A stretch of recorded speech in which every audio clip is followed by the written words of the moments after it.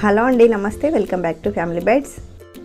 ఈరోజు వీడియోలో high protein గల సోయాబీన్తో 3 రకాల బ్రేక్ఫాస్ట్ రెసిపీస్ని షేర్ చేయబోతున్నాను. అవేంటంటే సోయాబీన్ తాలింపు, సోయాబీన్ వడ, ఇంకా దోశ రెసిపీని చూపిస్తున్నాను. ముందుగా సోయాబీన్తో వడని ఎలా ప్రిపేర్ చేసుకోవాలో చూసేద్దాం. దీనికోసం ముందుగా ఒక బౌల్లోకి 1 కప్పు దాకా సోయాబీన్ని తీసుకోండి. ఇందులోకి నీళ్ళను వేసి ఒక 5-6 గంటలైనా వీటిని నానబెట్టుకోవాలి. మీరు మార్నింగ్ బ్రేక్ఫాస్ట్లోకి చేస్తుంటే నైటే నానబెట్టుకుంటే సరిపోతుంది. ఇక్కడ నేను నైట్ నానబెట్టి మార్నింగ్ చూపిస్తున్నాను. ఈ సోయాబీన్ అనేవి బాగా నానిపోయాయి. ఇలా నానబెట్టుకున్న సోయాబీన్ని 2 సార్లు బాగా వాష్ చేసి నీళ్ళని వంపేసి తీసుకోండి. ఇప్పుడు ఒక మిక్సీ జార్ని తీసుకోండి. అందులోకి 5 పచ్చిమిర్చిని, 2 ఇంచుల అల్లాన్ని కట్ చేసి వేసుకోండి. అలాగే 1 టేబుల్ స్పూన్ దాకా ధనియాలు వేసుకోండి.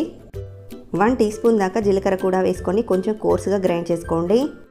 చూడండి, ఇలా కొంచెం కోర్సుగా గ్రైండ్ చేసుకున్న తర్వాత ఇందులోకి సరిపడా సోయాబీన్ని తీసుకొని కొంచెం కోర్సుగా గ్రైండ్ చేసి తీసుకోండి. మొత్తం ఒకేసారి కాకుండా కొంచెం కొంచెంగా సోయాబీన్ని వేసుకుంటూ గ్రైండ్ చేసి తీసుకోండి. ఇలా గ్రైండ్ చేసుకున్న సోయాబీన్ మిక్స్ని ఒక మిక్సింగ్ బౌల్లోకి వేసుకుందాము. ఇదే విధంగా మిగతా సోయాబీన్ని కూడా కొంచెం కోర్సులాగా గ్రైండ్ చేసి తీసుకోండి. మనకి ఈ సోయాబీన్ మిక్స్ అనేది కొంచెం బైండింగ్ లాగా ఉంటే సరిపోతుంది. ఇప్పుడు ఇందులోకి రుచికి సరిపడా ఉప్పుని, 1 ఉల్లిపాయను ఇలా చిన్న ముక్కలుగా కట్ చేసి వేసుకోండి. 1 టేబుల్ స్పూన్ దాకా పుదీనా ఆకుల్ని, 1 టేబుల్ స్పూన్ దాకా కొత్తిమీర ఆకుల్ని వేసుకోండి. మీరు కావాలంటే ఇందులోకి కారాన్ని కూడా యాడ్ చేసుకోవచ్చు. కానీ ఇక్కడ నేను పచ్చిమిర్చి కారంతోనే ఈ సోయాబీన్ వడలని ప్రిపేర్ చేస్తున్నాను. ఇవన్నీ కూడా కలిసే విధంగా బాగా కలుపుకోవాలి. మనం ఎక్కడా కూడా అసలు వాటర్ అనేది యూజ్ చేయలేదు. ఒకవేళ మీకు షేప్ అనేది కరెక్ట్గా రాకుంటే ఇందులో నుండి 2-3 టేబుల్ స్పూన్ల దాకా మిక్సీ జార్లో వేసి మెత్తగా గ్రైండ్ చేసి తీసుకోండి. ఇప్పుడు డీప్ ఫ్రైకి సరిపడా ఆయిల్ని పెట్టుకొని ఆయిల్ హీట్ అయ్యాక ఈ వడలని వేడివేడి ఆయిల్లో వేసి మీడియం ఫ్లేమ్లో క్రిస్పీగా అయ్యేంత వరకు ఫ్రై చేసుకోవాలి. ఇవి వేసిన వెంటనే టర్న్ చేయకుండా 1 నిమిషం పాటు ఫ్రై అయ్యాక రెండో వైపుకి టర్న్ చేసుకోవాలి. ఇలా క్రిస్పీగా మంచి గోల్డెన్ కలర్లోకి వచ్చాక ఆయిల్ నుండి తీసి ఒక స్ట్రైనర్లోకి వేసుకుందాము. ఇదే విధంగా మిగతా వడలని కూడా ఫ్రై చేసి తీసుకోవడమే. సో అంతేనండి, చాలా టేస్టీగా క్రిస్పీగా ఉండే సోయాబీన్ వడలు అయితే రెడీ అయిపోయాయి. ఇప్పుడు సోయాబీన్ తాలింపుని చూద్దాము. దీనికోసం ముందుగా 1 కప్పు దాకా సోయాబీన్ని తీసుకోండి. ఇందులోకి నీళ్ళని వేసి ఈ సోయాబీన్ని 7-8 గంటల పాటు నానబెట్టుకోవాలి. మీరు మార్నింగ్ బ్రేక్ఫాస్ట్లోకి చేయాలనుకుంటే నైటే నానబెట్టుకుంటే సరిపోతుంది. ఇలా నానిన సోయాబీన్ని ఒక 2-3 సార్లు బాగా కడిగి తీసుకోండి. ఇప్పుడు ఈ సోయాబీన్ని ప్రెషర్ కుక్కర్లోకి వేసుకుందాము. ఇందులోకి మనం ఏ కప్పుతో అయితే సోయాబీన్ని కొలిచి తీసుకున్నామో అదే కప్పుతో 1.5 కప్పుల దాకా నీళ్ళని వేసుకోండి. అలాగే ఇందులోకి 1/2 టీ స్పూన్ దాకా ఉప్పును కూడా వేసుకొని ఒకసారి అంతా మిక్స్ చేసుకుందాము. ఇప్పుడు కుక్కర్ పైన మూత పెట్టి మీడియం ఫ్లేమ్లో ఒక 3 విజిల్స్ వచ్చేంత వరకు ఉడికించుకోవాలి. కుక్కర్లోని ప్రెషర్ అంతా నార్మల్గా పోయాక ఓపెన్ చేసి చూస్తే చూడండి, మనకి సోయాబీన్ అనేది మెత్తగా ఉడికిపోయింది. ఇవి సరిగా ఉడకకపోతే తొందరగా డైజెస్ట్ అవ్వవు కాబట్టి మెత్తగా ఉడికించి తీసుకోండి. పట్టుకుంటే అసలు పలక అనేది ఉండకూడదన్నమాట. ఇలా ఉడికించుకున్న సోయాబీన్ని ఫిల్టర్ చేసి తీసుకుందాము. ఇప్పుడు వీటిని తాలింపు పెట్టుకోవడానికి స్టవ్ మీద ప్యాన్ పెట్టుకొని ఇందులోకి 1 టేబుల్ స్పూన్ దాకా ఆయిల్ని వేసుకోండి. ఆయిల్ హీట్ అయ్యాక ఇందులోకి 1/2 టీ స్పూన్ దాకా ఆవాలు, 1/2 టీ స్పూన్ దాకా జీలకర్ర వేసుకోండి. అలాగే 3 పచ్చిమిర్చిని, 1 ఉల్లిపాయను ఇలా పొడవుగా కట్ చేసి వేసుకోండి. వీటిని 1 నిమిషం పాటు ఫ్రై చేసుకున్నాక ఇందులోకి 4-5 వెల్లుల్లిపాయల్ని పైన పొట్టు తీసేసి ఇలా దంచి వేసుకోండి. వెల్లుల్లిని ఇలా దంచి వేయడం వలన టేస్ట్ అనేది చాలా బాగుంటుంది. మరి వీటిని ఎక్కువగా ఫ్రై చేయాల్సిన అవసరం లేదు. అలాగే ఇందులోకి కొద్దిగా కరివేపాకుని, 1/4 టీ స్పూన్ దాకా పసుపుని వేసుకొని అంతా కలుపుకోవాలి. ఇలా 1 నిమిషం పాటు ఫ్రై చేసుకున్నాక ఇందులోకి మనం ఉడికించుకొని పక్కన పెట్టుకున్న సోయాబీన్ని వేసుకుందాము. అలాగే ఇందులోకి రుచికి సరిపడా ఉప్పుని, 1/2 టీ స్పూన్ దాకా కారాన్ని వేసుకోండి. ఈ ఉప్పు ఇంకా కారం అంతా కూడా కలిసే విధంగా బాగా కలుపుకోవాలి. ఇలా అంతా మిక్స్ చేసుకున్నాక ఇప్పుడు ఇందులోకి 1/2 టీ స్పూన్ దాకా ధనియాల పొడిని వేసుకోండి. అలాగే 2 టేబుల్ స్పూన్ల దాకా కొత్తిమీరను కూడా వేసుకొని అంతా ఒకసారి బాగా కలుపుకుందాము. ఫైనల్గా ఇందులోకి అరచెక్క నిమ్మరసాన్ని పిండుకోవాలి. నిమ్మరసాన్ని వేసుకోవడం వల్ల మనకి టేస్ట్ అనేది ఇంకా బాగుంటుంది. ఇప్పుడు అంతా కలిసే విధంగా ఒకసారి బాగా కలుపుకొని సర్వ్ చేసుకుంటే మనకి ఎంతో టేస్టీగా ఉండే సోయాబీన్ తాలింపు అయితే రెడీ అయిపోయింది. దీన్ని మనం మార్నింగ్ బ్రేక్ఫాస్ట్లోకైనా లేదా ఈవినింగ్ స్నాక్గా అయినా చేసుకోవచ్చు.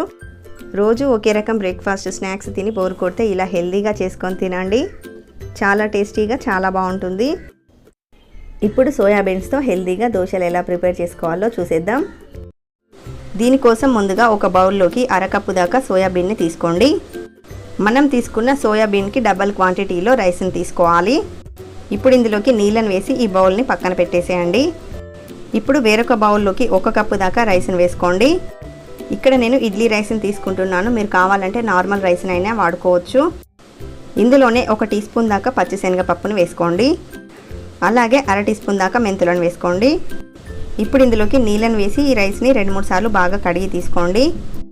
ఇలా 2 సార్లు కడిగి తీసుకున్నాక మళ్ళీ తిరిగి నీళ్ళని వేసి ఈ బౌల్ని కూడా పక్కన పెట్టేసేయండి. ఇప్పుడు వేరొక బౌల్లోకి మనం సోయాబీన్ని ఏ కప్పుతో అయితే కొలిచి తీసుకున్నామో అదే కప్పుతో 1/2 కప్పు దాకా మినప్పప్పును వేసుకోండి. ఇప్పుడు ఇందులోకి నీళ్ళని వేసుకొని వీటన్నింటినీ కూడా 7-8 గంటల పాటు నానబెట్టుకోవాలి.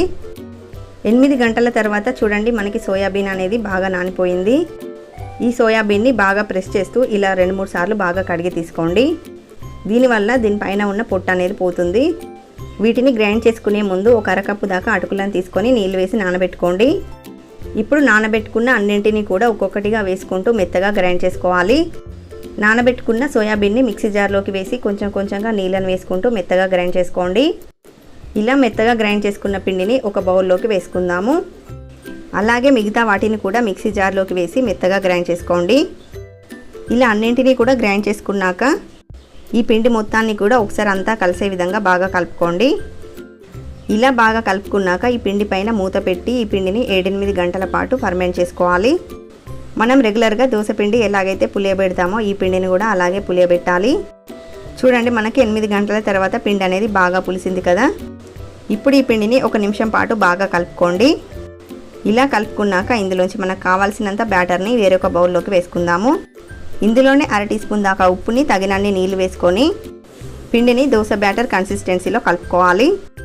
మనకి దోశ అనేది కొంచెం క్రిస్పీగా రావాలంటే పిండిని ఇలా కొంచెం గట్టిగా కలుపుకోండి.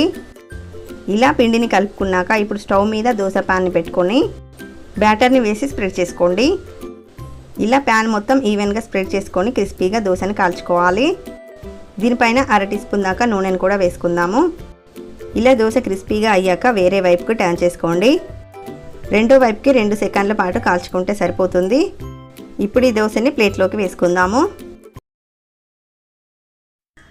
సో అంతేనండి, ఇదే విధంగా మిగతా పిండితో కూడా ఎన్ని కావాలంటే అన్ని దోశల్ని వేసుకోవచ్చు. హై ప్రోటీన్ గల సోయాబీన్స్తో ఈ 3 రకాల బ్రేక్ఫాస్ట్ మీకు నచ్చితే వీడియోని లైక్ చేయండి, షేర్ చేయండి. మరిన్ని టేస్టీ రెసిపీస్ కోసం ఛానల్ని సబ్స్క్రైబ్ చేసుకోండి. Thank you for watching.